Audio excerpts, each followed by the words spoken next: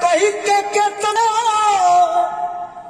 हरी रुपया कमैबा फिर से एक बार अचरा के सुखी कटा ही न बबुआ पैबा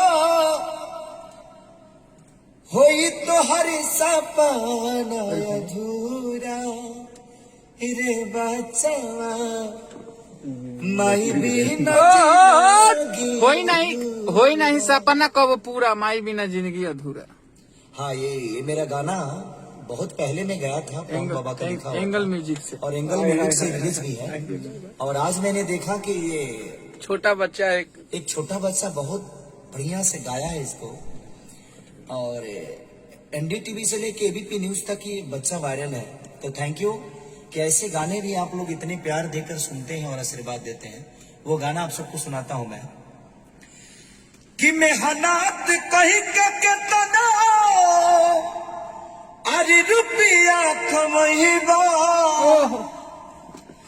अचरा के सुखी कटा ही न बबुआ पैबा कि सपना न होई तो हर पूरा रे बचावा माही बिना जीना होगी अधूरा रे बाबुआ माही बिना जीना होगी अधूरा।